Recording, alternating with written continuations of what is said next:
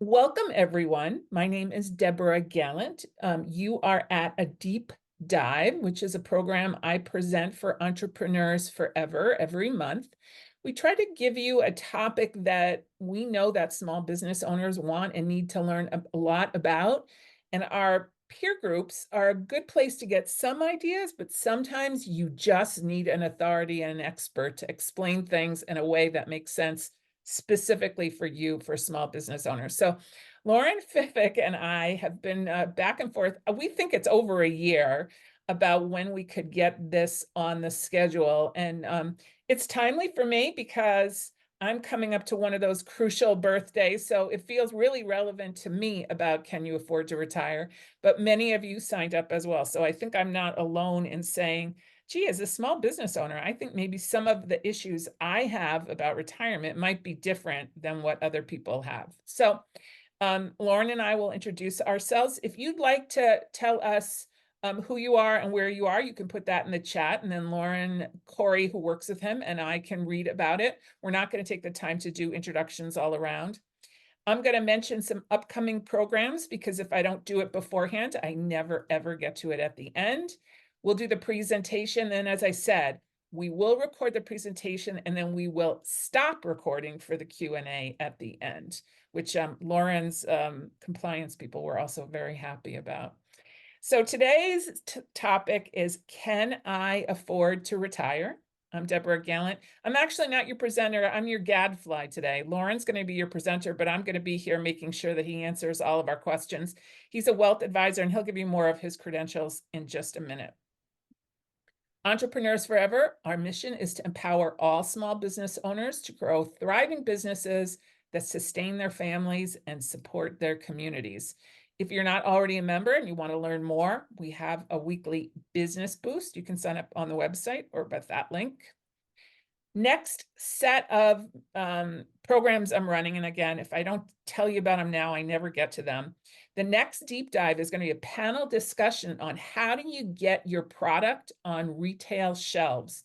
So if you're in a product business and you're wondering, how do I get stores to stock me? What are the economics of it? How did people do it? I have 3 different experts talking about that on Monday, September 16th.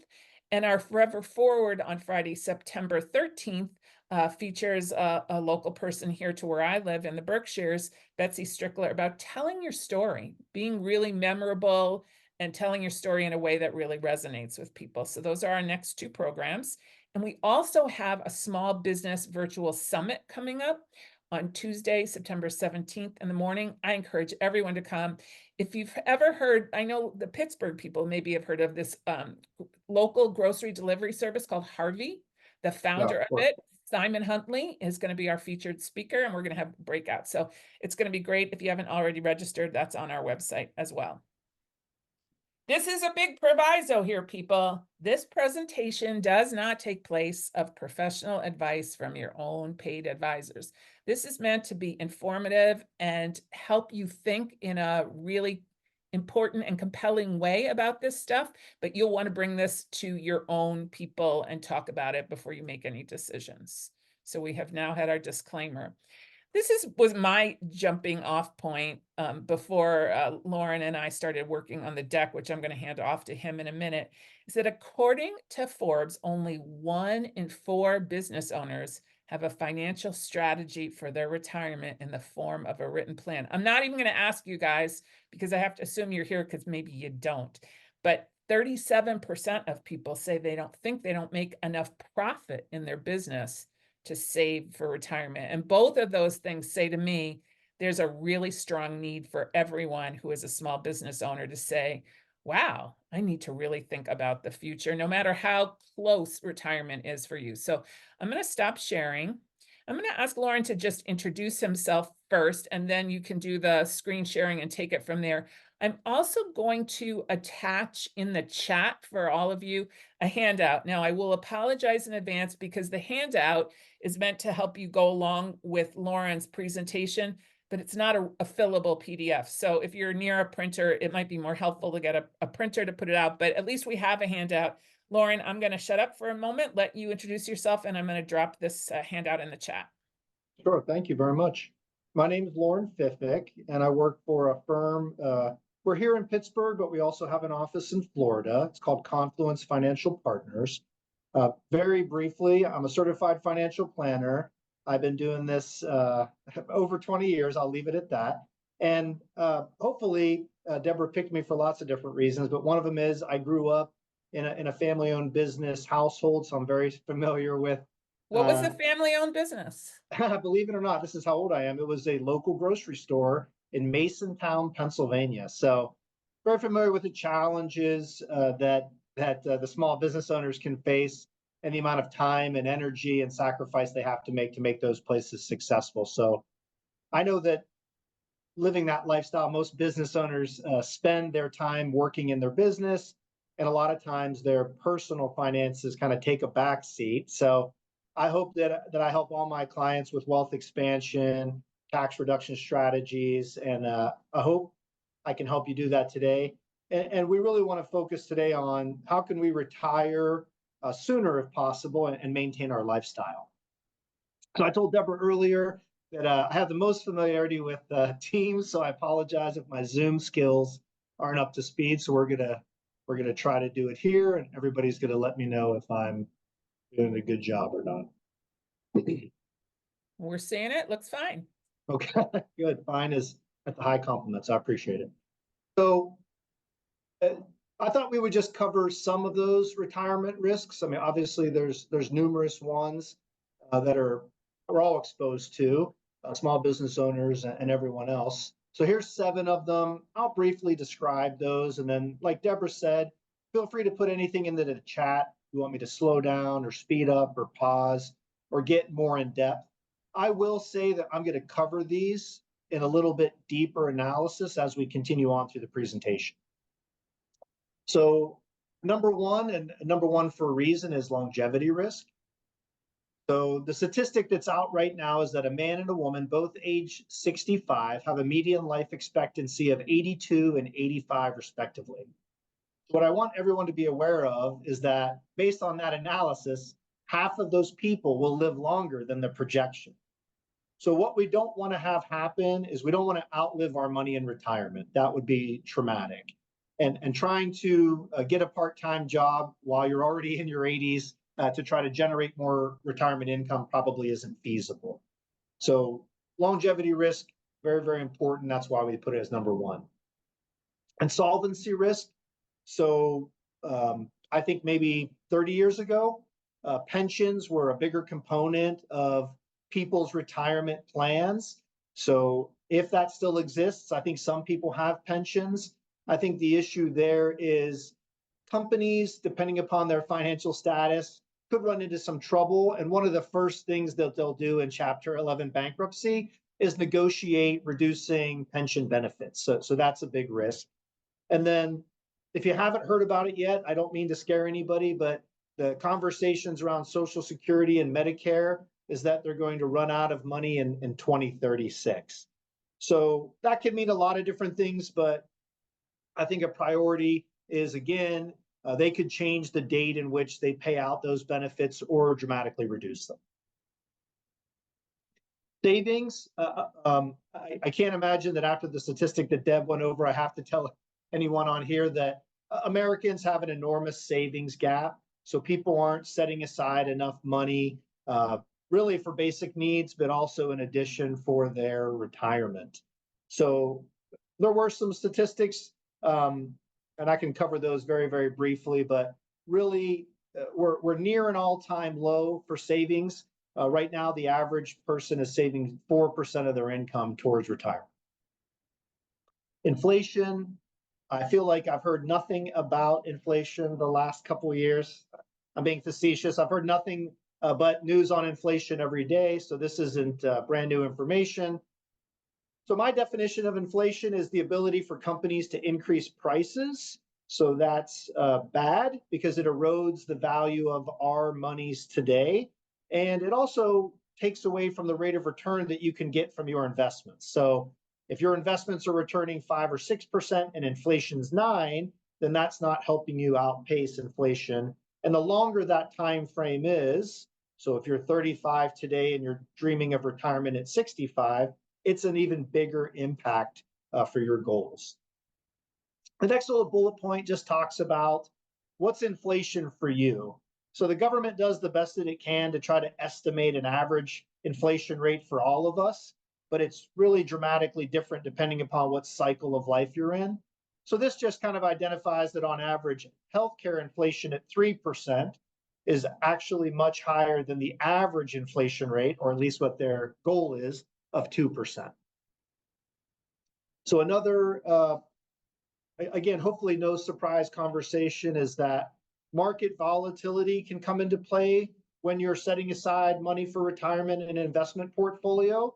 So there can be uncertain returns and income from a portfolio. We do the best we can to mitigate those risks, but you can never eliminate that. So it's even more important than ever to determine what's the time frame in which you're going to need to access the funds that you're going to need to live off of. And that's where you're going to determine what asset allocation is right for you. And I think I could probably do a much longer conversation about this, but just for today, I'll also say asset allocation is important, but asset location, which often gets overlooked, is also dramatically important. So I'll just scratch the surface. The different types of investments that you have, stocks versus bonds, or dividend paying stocks versus growth stocks, where you put those. So if those are in your Roth IRA or your pre-tax retirement account, like your 401k or your SEP IRA or your taxable account, can have an impact on your after-tax returns. So that also is a big factor that I think people maybe don't pay attention to a lot. So retiree spending, or once you determine, hey, I need to save some money for retirement, you've built up a nest egg over time, you're going to depend upon that nest egg for a certain portion of your retirement income. So replacement ratio just tries to figure out how much do you need in retirement. So if you're earning X amount of dollars today, you may not need that much in retirement because you're not paying your Social Security and Medicare taxes, and you're probably not making contributions to your retirement portfolio anymore. But on the other hand, you may actually spend more in retirement because you have a lot of things that you had planned on doing that you didn't get to do because you were working so much. And that just talks about how much are essentials. So what do you need to have to survive day to day? And then what are lifestyle expenses? What do you want to have day to day to really maximize your enjoyment in retirement? And then again, if we didn't hit the nail hard enough under inflation, we just want to talk about medical expenses again. That's going to be a bigger component of people's retirement spending than they want to believe. So we'll get into more details about what that looks like. And then withdrawal rates. So we said, how much are we saving? How much are we spending? So what percentage can I take from my portfolio and maintain that for the duration of my retirement? And then sequencing by tax bracket, that's just a fancy way of saying we're going to try to work with you and maybe your tax professional to determine, are you going to be in a higher tax bracket when you're working or when you're retired? Is there going to be a golden window of time once you retire, but before you take Social Security, where your income tax bracket is lower? And maybe we can provide some strategies and solutions around that to, again, to optimize your circumstance. And then managing RMDs is just talking about, at a certain point in time in your pre-tax plan, the government's going to force you to take money out. So you want to factor that in. That may actually push you into a higher tax bracket when you were not taking RMDs. So we talked about how important it is to set aside funds for retirement. And of course, maybe we should have talked first about what's your retirement vision? So, what's your why? You're going to leave the working world. Most people are. Some people want to die at their desk. God bless you. But who am I outside of my career? What are some things that you want to do?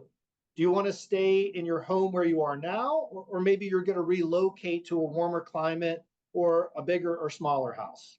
What activities do you want to pursue in retirement? So if you love expensive activities like Corey does, golfing in South Carolina. That's going to be different if you just love crocheting at home. Lauren, can I interrupt just here for a second? Because Please. I'm actually at the point where I'm talking about a lot of this stuff. Something else is coming Hold up on. on your screen. I don't want to Sorry. look Yep. at that. What do you do when you don't really want to live in your house anymore? You have too much house, but you have such a low interest rate, you can't go anywhere. That's such a fabulous question. So I think there's multiple things you can do because, and I'll scratch the surface on this, and we can always talk about it in more detail at your leisure. Um, there are options for that. I'm not saying this is the number one option, but we have seen people explore reverse mortgages.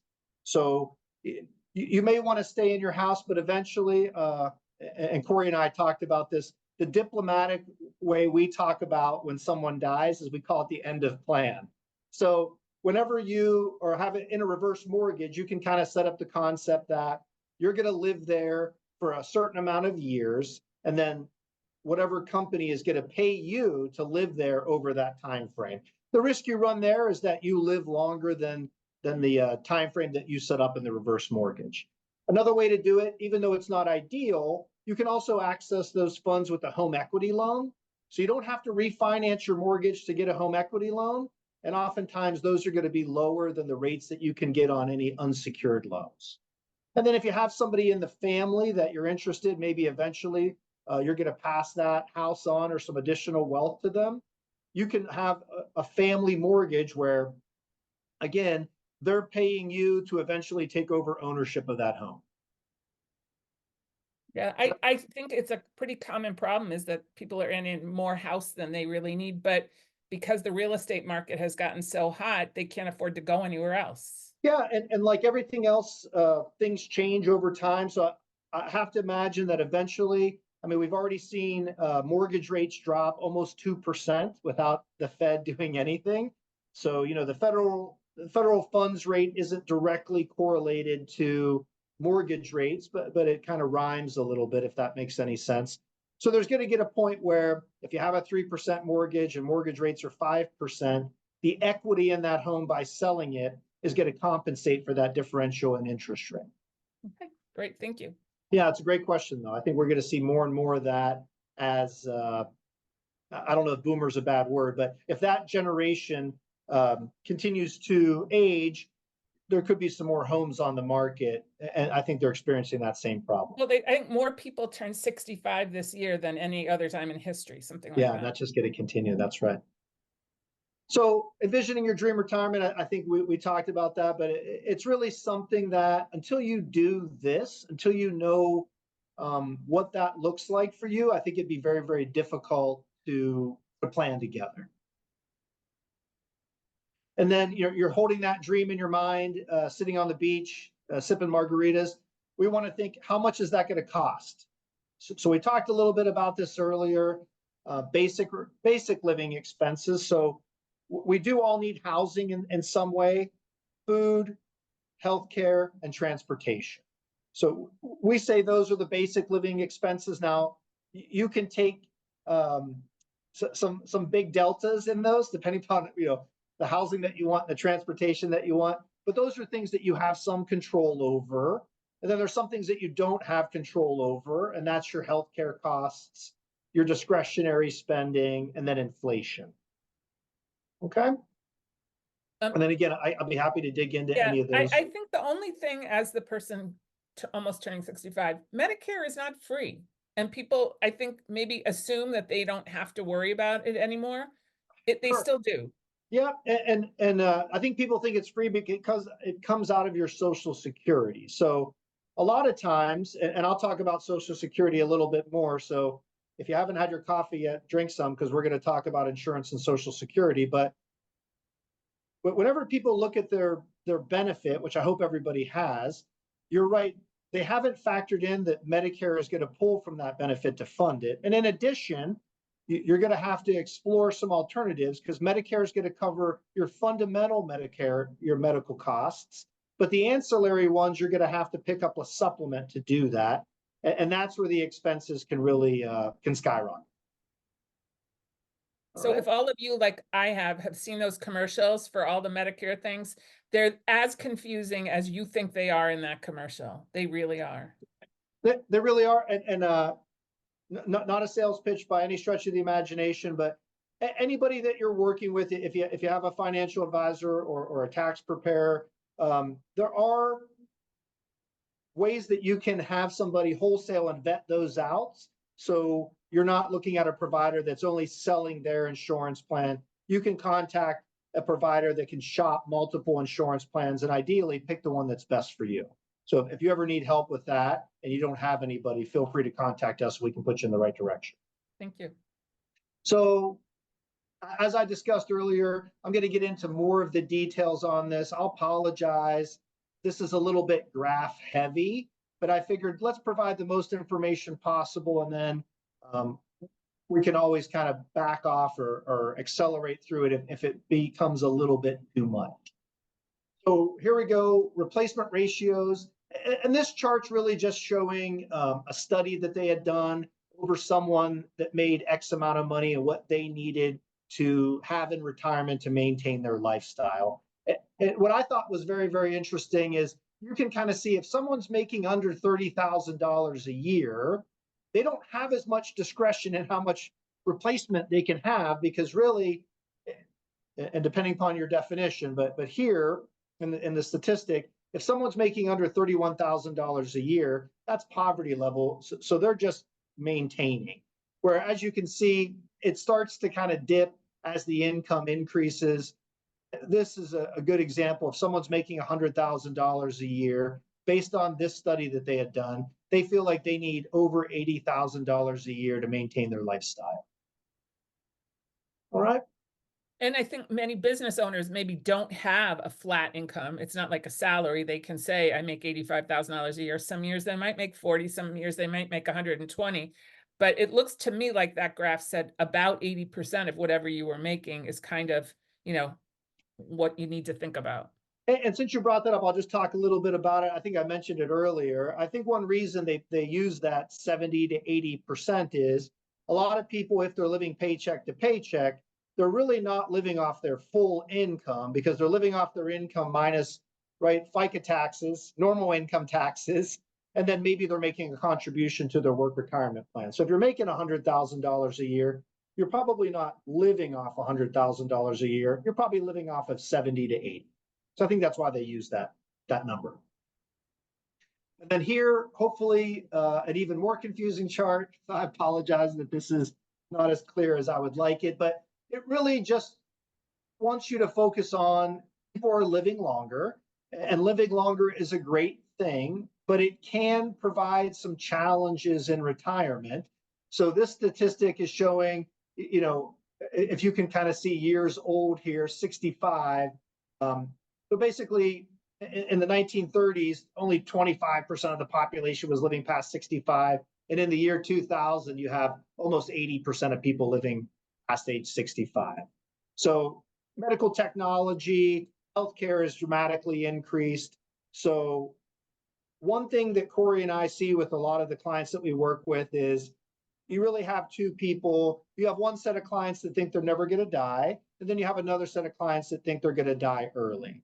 So you want to try to gauge where, if you have a family history and things like that, we want to take that into consideration. But you want to really plan for living longer than you think you're going to live and having that money set aside, because like I said, doing the opposite could be catastrophic. So again, we talked about saving money, we talked about building up a nest egg, and then we want to talk about, okay, we've done all that. Where am I going to get my retirement income from? So there's lots of buckets here. And one thing that we thought was very, very interesting is you can see one of the largest ones is when business owners sell their business to transition into retirement. Personal savings and investments, you can see. And then this tiny sliver here that I feel like a lot of people maybe don't think about is how small Social Security benefits are as a part of your overall retirement income. So again, this webinar is really designed for multiple purposes, but this slide in and of itself is kind of talking about diversifying your retirement income into different strategies. And Corey and I put this together ourselves, so you can see maybe not as sexy as some of the other slides, but what we wanted to talk about is that Social Security, annuities, that's your guaranteed income that's going to cover your basic needs. So that's really what you want to focus on. I need a guaranteed income stream to provide for my day-to-day necessities that I can't live without. So that should be a focus. And you can see we don't have pension here, even though, 20, 30 years ago, that would have been in this bucket because it's a little bit more rare. We didn't include it.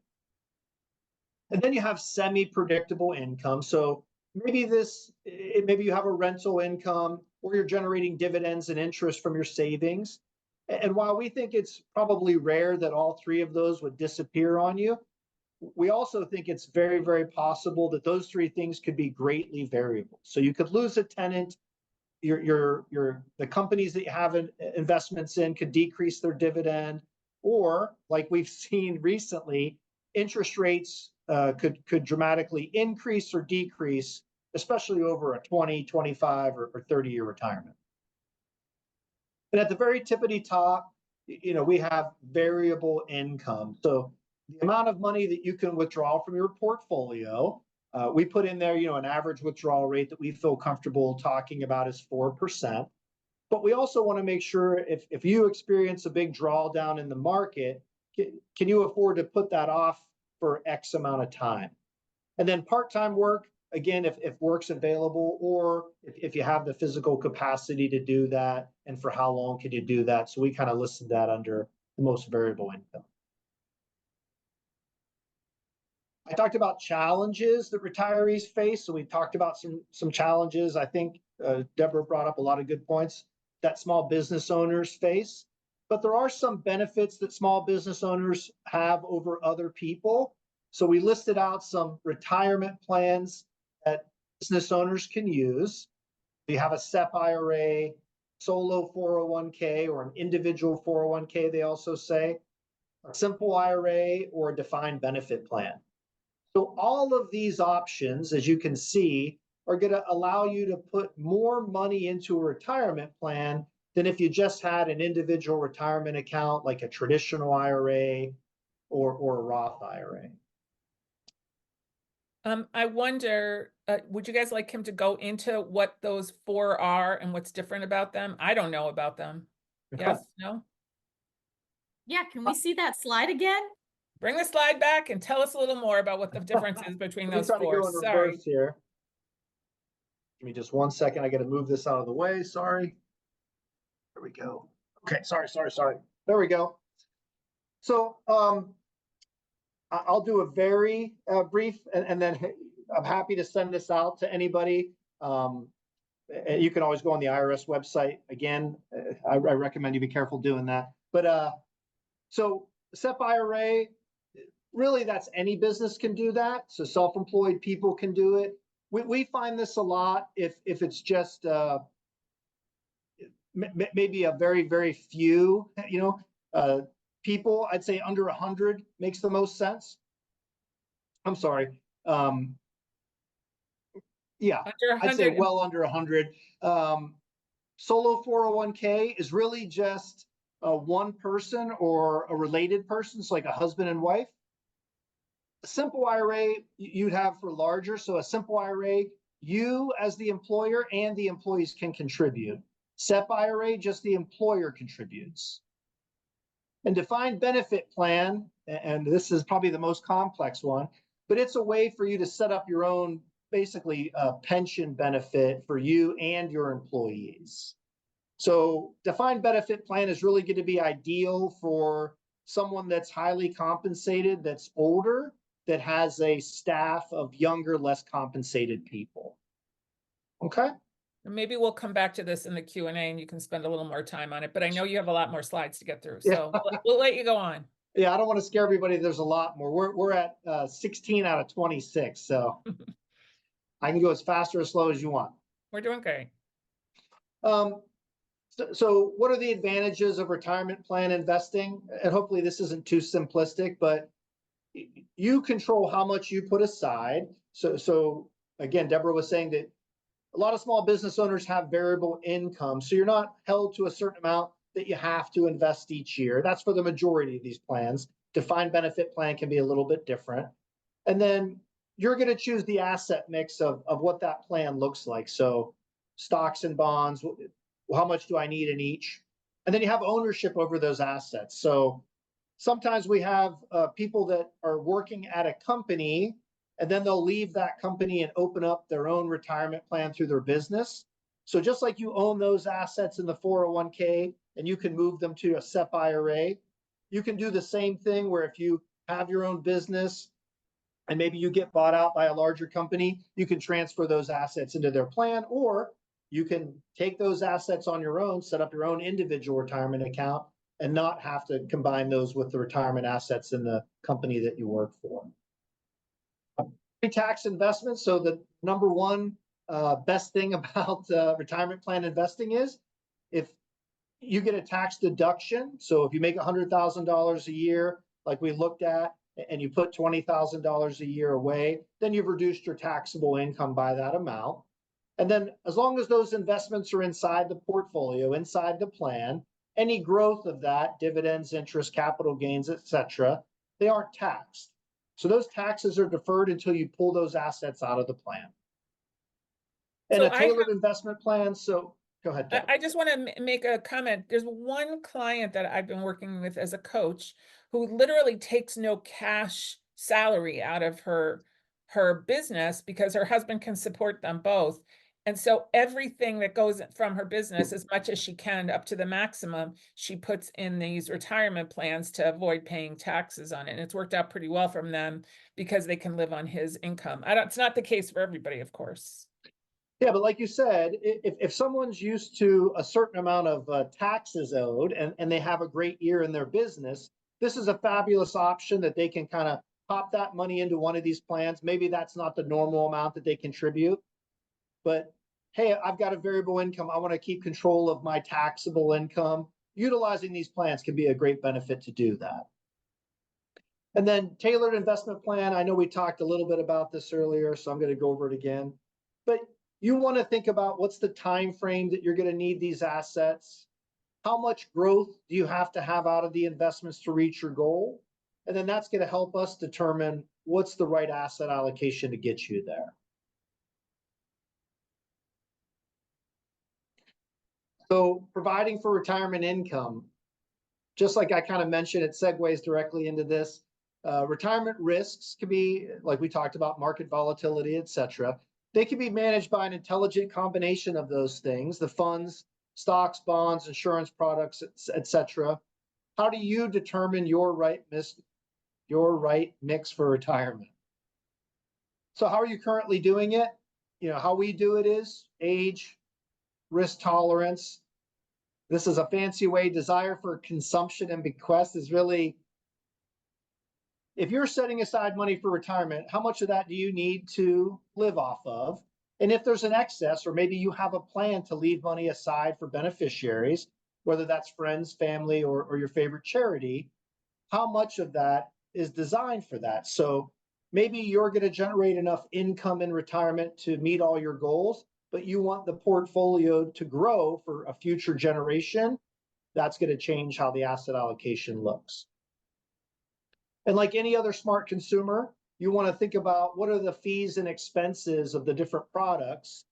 So not only do they match up with your goals, but do they provide enough value for the expenses that are there? Okay. Good. So again, Corey and I kind of put this together, and I'll talk about it, but oftentimes business owners really are front end loading their expenses early in their careers, and they don't get a chance to really start saving for retirement until they hit maybe their 40s or 50s. So luckily, the government allows what they call a catch-up contribution. So you can put, as someone age 50, you can put additional monies aside in these retirement savings plans to allow you to hit your goal. And we just thought it'd be helpful, like we talked about, there's a tax deferral.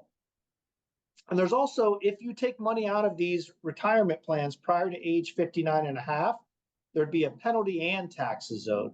But if you wait to age 59 and a half, those withdrawals are actually penalty free. So there are some exceptions to that. And if anybody's interested, I could chat about those a little bit. But really, your focus would be not touching your retirement plans until you're age 59 and a half.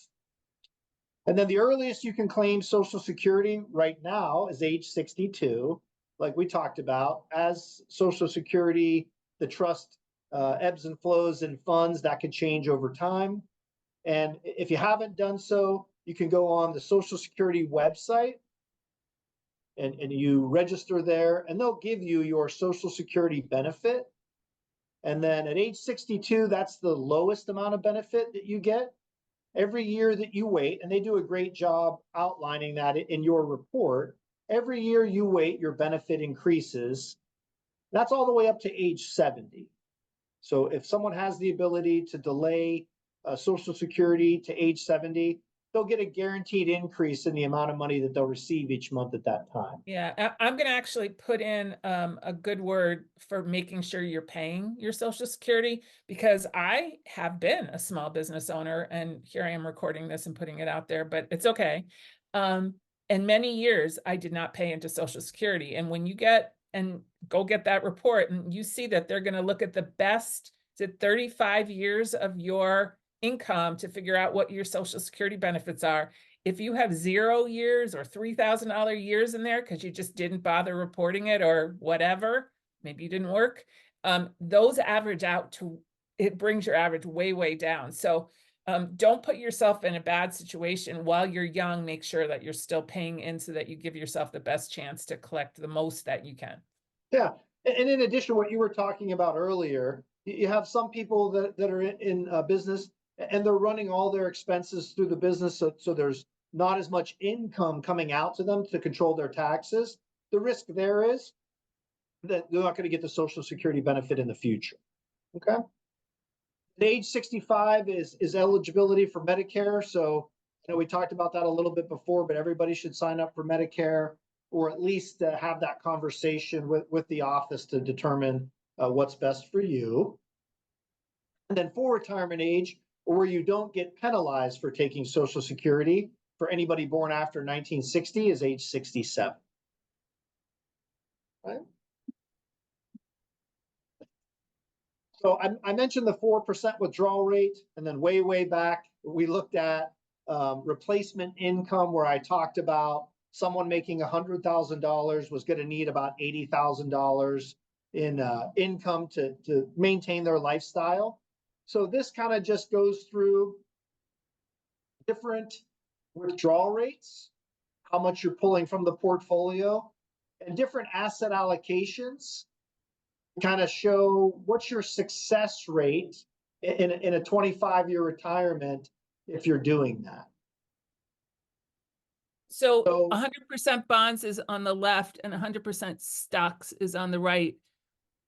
That's right. Yep. So at least in this chart, what they're showing is here's your highest percent chance. You know, a 75-25 portfolio is giving you a 97% chance of success at a 4% withdrawal rate. But you can see that dramatically changes if you increase that withdrawal rate to 5%. So there's a number of factors that we want to take into consideration when helping somebody pick the proper asset mix. I thought this was kind of a good chart to give a general overview. And for fun, if anybody wants to do it, like if we use that $80,000 person that's doing a 4% withdrawal rate, a fun calculation to say, okay, how much money would I have to have saved up in retirement to hit that goal? You just multiply that income. So I need $80,000 in retirement, multiply that times 25. And then that's going to tell you you're going to need $2 million as a nest egg to be able to generate $80,000 a year at a 4% withdrawal rate. Mm-hmm. When you think about money market funds or funds of things, how does that impact what I'm looking at with the stocks and bonds? Because that's what a lot of people are keeping their assets in, right? Yep. And if you wait one more slide, I actually go into that. So Sorry. this is not set up. We didn't do this on purpose. I'll just do this one quickly so I can get to that. But again, I hope this isn't too simplistic, but the earlier you start saving, the better.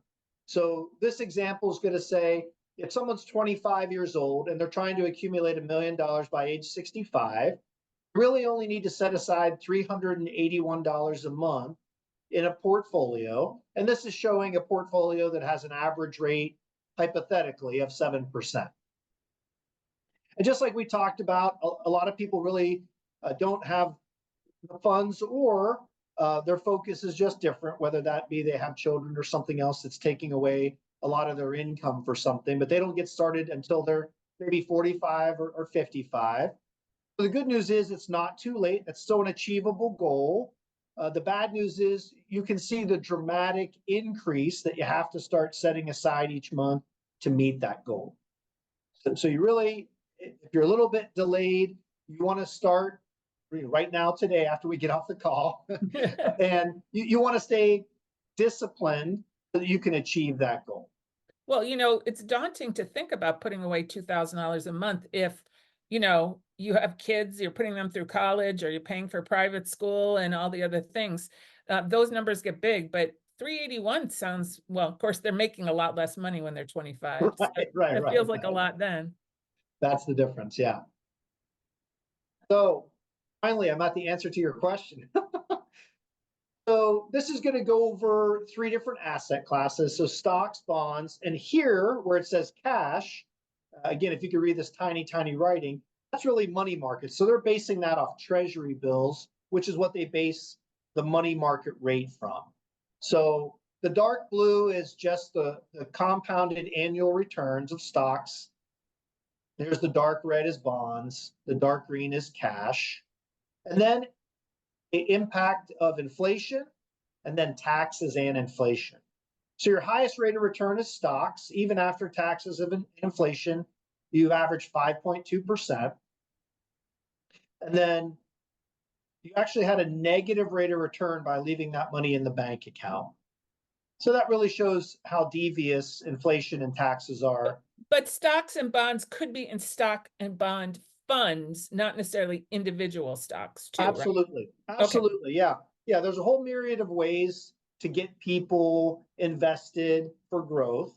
And just like you said, that could be mutual funds, it could be exchange traded funds, individual stocks, etc.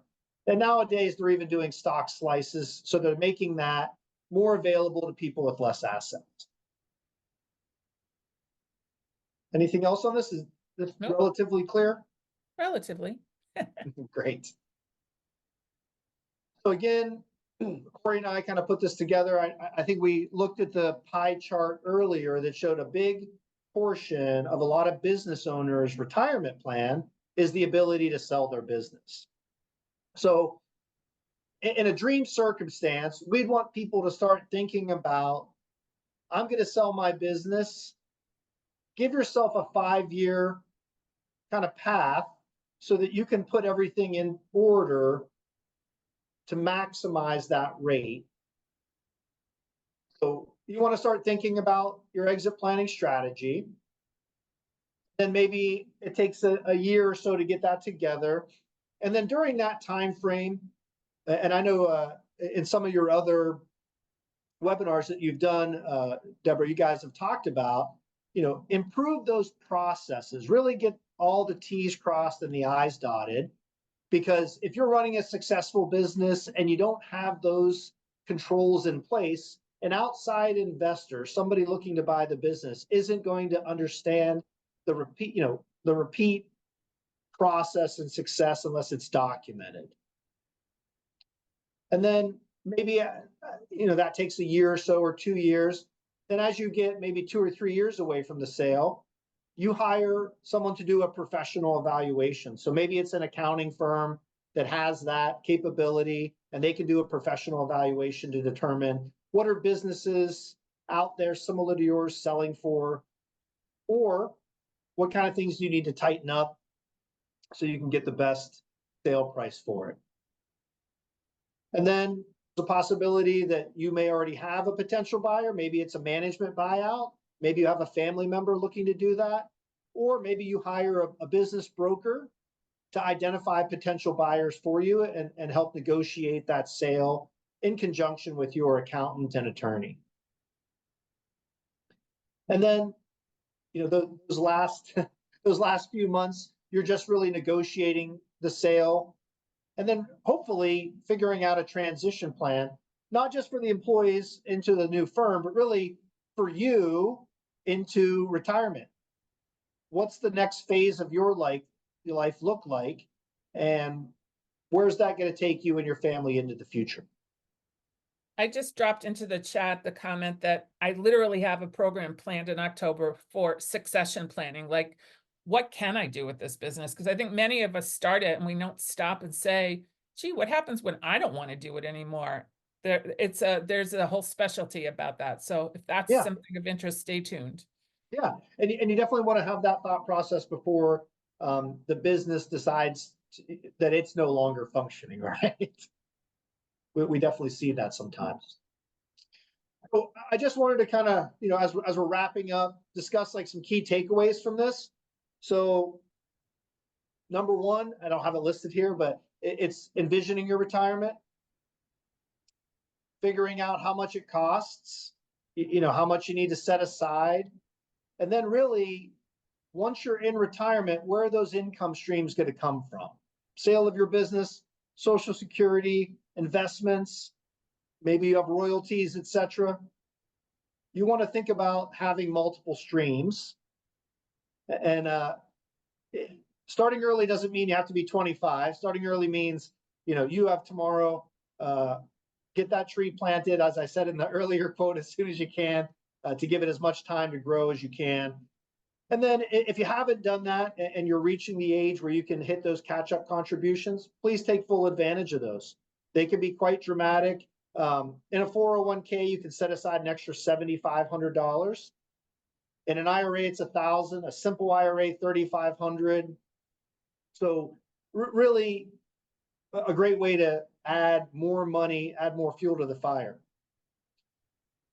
Develop a clear exit strategy. So 5 years was just a number that Corey and I came up with, but you want to plan your transition well in advance. You always want to make decisions in a calm, collected manner. The worst decisions are the ones you make in an emotional state where you have to sell something.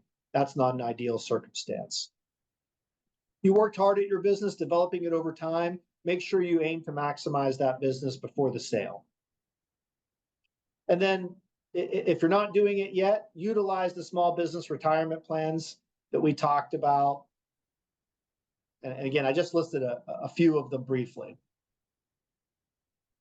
And then Deborah was saying, if you're getting started late, maybe 65 is a dream. Maybe you aren't able to reach that goal. Ideally, like we talked about, we're living longer and longer and healthier lives. So maybe you make a more gradual transition into retirement. So instead of putting 75 or 80 hours a week into your business or where you're working, you can cut back on that. Or maybe you fully retire from the business and you use those skills that you developed over time to pursue some consulting opportunities. Definitely you want to account for healthcare costs. If I didn't mention it, an average couple 65 years of age will spend $315,000 on healthcare and retirement. Say that again. So the average couple, age 65 years old, will spend $315,000 on healthcare costs and retirement. That's beyond whatever is covered by insurance. They're paying that out of their own pocket. Yep. Wow. So you also want to think about, which I know we didn't get into today, it would probably be a whole nother webinar, is the potential for long-term care incidents. So God forbid something happens to you or a loved one and you need to have full-time medical care, whether at home or in a facility. You really want to test your plan and portfolio for that incident. And if you can't meet that, then there's some alternative funding sources that you can start doing to make sure that you're set up for that as well. Like any plan that you put into place, it's a moment in time. So it's going to have to change and adapt to your circumstance. So this is saying annually, that would be our minimum, is that you're reviewing your financial plan, your retirement plan, all the plans that you have on an annual basis. But you want to stay flexible. So things can happen, your life can change dramatically from year to year. That's what you should either work on adapting your portfolio to that, or contact your financial professional to say, hey, I had a child, or I got a divorce, or I'm selling a business, or I'm buying a business. And you want to do that ahead of time and say, if I have these thoughts in place, what changes should we make to the plan and the portfolio to make sure that my success rate stays high? Nobody's going to find this a surprise, but I always recommend you seek professional advice. So I think all of us, I know whenever I make my spaghetti sauce, I think it's the best in the world, but when other people taste it, maybe it's not as good. So having an independent third party kind of look at what you're doing, or maybe you're struggling to really come up with a dream plan. When I say envision your retirement, maybe it's not as easy as me saying that. And having someone kind of walk through what's important to you, and maybe listing those out. Hey, 1 through 10, what's the most important? And then putting those into place to say, well, if these are the things that are most important to you, here are the focuses that we need to have inside the financial plan. And what we always recommend is that if you're working with a financial professional, someone like me, you want to make sure that they work in coordination with your tax professional to optimize your income strategy in retirement. So I know I talked about it early on, but asset location and asset allocation, that's also something that you want to work with your tax professional to make sure that all those ducks are in a row. You don't want to start pulling funds out of the wrong category in retirement and paying more tax than you have to. So that's really all I had. I'll say thank you very much for the participation.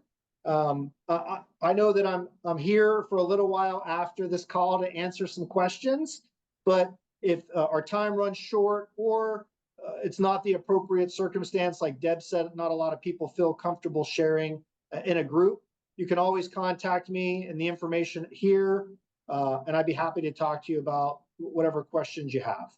All right, why don't you stop sharing, because I have some questions, and I know Chris had a question and some other folks as well. And I'm going to stop the recording and say thank you so much. We're not, but everyone else, don't go away. I'm just stopping the recording.